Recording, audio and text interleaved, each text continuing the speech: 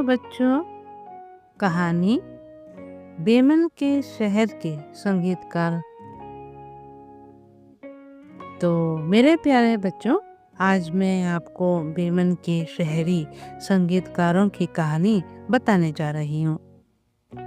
एक बार की बात है, एक आदमी के पास एक गधा था। उसका गधा कई सालों तक मकई की बोरियां ढोता रहा था। हाँ बच्चों, वह वाकई एक वफादार गधा था। लेकिन बूढ़ा होने के कारण गधा कमजोर हो गया और इस काम के लिए अनुपयुक्त हो गया। तो मालिक ने मन ही मन सोचा, क्या मुझे इस गधे को रखना चाहिए या छोड़ देना चाहिए। खतरे को भांपकर गधा खेत से भाग गया और बेमन जाने का निर्णय किया। हाँ, मैं वहाँ एक महान संगीतकार बनूंगा, उसने सोचा। उसने अपनी यात्रा शुरू की। वह चलता रहा और चलता रहा जब तक कि वह सड़क पर लेटे एक कुत्ते के पास नहीं पहुंच गया। कुत्ता ऐसे हाँफ रहा था जैसे उसने अभी अभी लंबी दौड़ पूरी की हो। प्रिय मित्र, तुम किस बात के लिए हाँफ रहे हो? ओह, मैं बूढ़ा हो गया हूँ और मैं हर दिन शिकार पर नहीं जा सकता। कुत्ते ने कहा, मेरे मालिक अब मुझे नहीं चाहता, इसलिए मैंने भागने का फैसला किया। लेकिन मैं भोजन कैसे पा सकता हूँ? मुझे पता है कि मुझे क्या करना है। मैं संगीतकार बनने के लिए बेमन जा रहा हूँ। मेरे साथ आओ, हम साथ मिलकर एक बैंड बना सकते हैं। मैं वीणा बजाऊंगा और तुम केटल ड्रम बजाना। तो कुत्ते ने सहमति दे दी। वे सड़क पर कुछ दूर ही थे कि उन्हें एक बिल्ली दिखी। वह सड़क पर बैठी थी। उसकी आंखों में समुद्र की तरह आंसू भरे हुए थे। गधे ने पूछा, अरे तुम इतना क्यों रो रहे हो? जब मेरी जान खतरे में है तो मैं कैसे खुश रह सकता हूँ? मैं बूढ़ा हो रहा हूँ, मेरे दांत अब तीखे नहीं रहे। मैं अब चूहों का पीछा नहीं करना चाहता। मैं चिमनी के पास बैठकर आराम पसंद करूँगा। लेकिन मेरी मालकिन मुझसे छुटकारा पाना चाहती थी। मैं भाग गया, लेकिन अब मैं क्या करूँगा? हमसे जुड़ें। हम रात के संगीत को समझते हैं, तो आप हमारे बैंड के सदस्य बन सकते हैं। हम बेमन के संगीतकार बनने जा रहे हैं। बिल्ली ने बहुत सोचा और उनके साथ जाने का फैसला किया। तीनों भागे हुए लोग अपनी यात्रा जारी रखते हुए एक मुर्गे के पास पहुंचे, जो पूरी ताकत से कुकड़ू कर रहा था।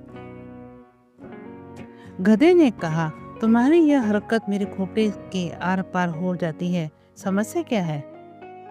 कल मेरी मालकिन के यहाँ मेहमान आने वाले हैं और उसने रसोइया से कहा है कि मेरे साथ मिलकर उनके लिए स्वादिष्ट सूप बनाए। आज शाम को मेरा सिर कट जाएगा। अब मैं जब तक कर सकता हूँ पूरी ताकत से मुर्गी की तरह नाच रहा हूँ। मुर्गा चिल्लाया, अरे तुम पंखदार लाल सिर वाले दोस्त, बेहतर होगा कि तुम हमारे साथ आओ और हमारे बैंड का हिस्सा बनो। हम बेमन जा रहे हैं और संगीतकार बनेंगे। यह वाकई मौत से बेहतर है। तुम्हारी आवाज़ बहुत तेज है। हमारा संगीत सबसे बढ़िया होगा, गधे ने कहा। मुर्गा सहमत हो गया, इसलिए चारों जानवर बेमन की अपनी यात्रा पर निकल पड़े। शाम को उन्होंने जंगल में आराम करने का फैसला किया। गधा और कुत्ता एक बड़े पेड़ के नीचे लेट गए, जबकि मुर्गा और बिल्ली शाखाओं पर बैठ गए। मुर्गा सीधे ऊपर की ओर उड़ गया, जहां वह सुरक्षित था। सोने से ठीक पहले मुर्गे ने कहा, मैंने एक रोशनी देखी। वहां पास ही में एक घर होगा, इसलिए हमें उठकर चले जाना चाहिए। गधे ने कहा, मैं यहाँ सहज नहीं हूँ, हमें आश्रय चाहिए। इसलिए वे आगे बढ़े और जल्द ही उन्होंने देखा कि रोशनी और भी तेज हो गई है और बड़ी तो होती जा रही है। आखिरकार वे एक अच्छी तरह से रोशनी वाले लुटेरे के घर के पास पहुंच गए। गधा जो सबसे बड़ा था खिड़की के पास गया और अंदर झांका। मुर्गे ने पूछा, मेरे भूरे गधे, तुम क्या देखते हो? गधे ने उत्तर दिया, मैं क्या देख रहा हूँ? खाने पीने की अच्छी अच्छी चीजों से सजी एक मेज और उस पर लुटेरे बैठे हुए मौज मस्ती कर रहे हैं। ओह, यही तो हम चाहते हैं, मुर्गे ने कहा। काश हम वहां होते। गधा करहा उठा। फिर जानवरों ने मिलकर योजना बनाई कि कैसे अंदर आने और दावत में लुटेरों के साथ शामिल होने का निमंत्रण प्राप्त किया जाए। गधे ने कहा, आओ मेरे दोस्तों, आओ, हम संगीतकार हैं, इसलिए हम अपने भोजन के लिए गाना गाएं। वे जितना अच्छा गा सकते थे उतना गाने लगे। गधा रेंगने लगा, कुत्ता भौंकने लगा, बिल्ली म्याऊं म्याऊं करने लगी और मुर्गा कुकड़ों को करने लगा। फिर वे खिड़की से कमरे में घुसे जिससे शीशा चरमरा उठा। इस भयानक शोर से लुटेरे चौंक गए। उन्हें लगा कि यह कोई भूत होगा और वे बहुत डरकर जंगल में भाग गए। अब चारों साथी मेज पर बैठ गए और जो कुछ बचा था उससे प्रसन्न हो गए और इस तरह खाने लगे मानो वे एक महीने तक उपवास करने वाले हों। जैसे ही चारों संगीतकारों ने खाना खत्म किया, उन्होंने लाइट बंद कर दी और अपनी अपनी प्रगति के अनुसार सोने की जगह ढूंढी और सो गए। गधा आंगन में पुआल पर लेट गया, कुत्ता दरवाजे के पीछे, बिल्ली गर्म राख के पास चूल्हे पर और मुर्गा छत की एक बीम पर बैठ गया। और अपनी लंबी सैर से थक जाने के कारण वे सभी जल्दी ही सो गए। आधी रात के कुछ समय बाद लुटेरों ने दूर से देखा कि उनके घर में अब लाइट नहीं जल रही थी। शांत दिखाई देते हुए मालिक ने कहा, हमें डरकर पागल नहीं होना चाहिए था।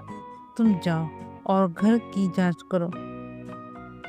आदमी ने देखा कि सब कुछ शांत था, इसलिए वह मोमबत्ती जलाने के लिए रसोई में गया और बिल्ली की चमकती हुई आंखों को जलते हुए कोयले समझकर मोमबत्ती को जलाने के लिए आगे बढ़ाया।